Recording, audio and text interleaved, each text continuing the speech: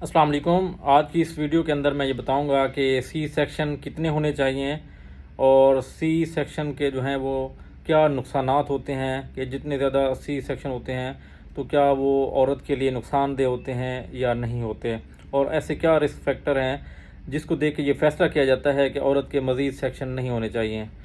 तो शुरू करते हैं सेक्शन के बारे में।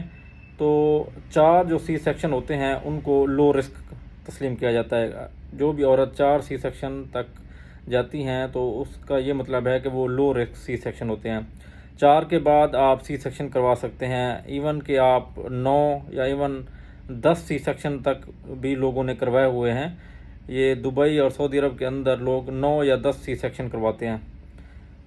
तो कौन से ऐसे रिस्क फैक्टर हैं जिनको देखना होता है।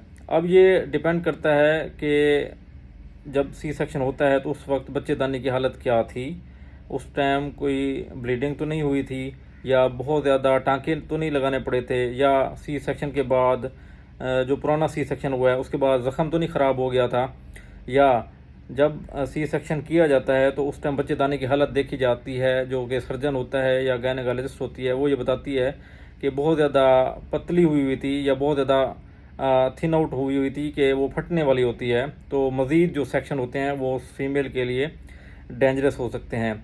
इसके अलावा जो प्लेसेंटा होता है, यानी बच्चा जुड़ा होता है बच्चेदानी के साथ जिस एरिया से, उसको प्लेसेंटा कहते हैं। जब जितने ज़्यादा आप सी सेक्शन करवाते हैं तो जो पुराना सी सेक्शन का जो ज़ख़म होता है जिसको स्कार कहते हैं, तो वो उसके अंदर जो है वो प्लेसेंटा के जुड़ने के चांसेस होते हैं।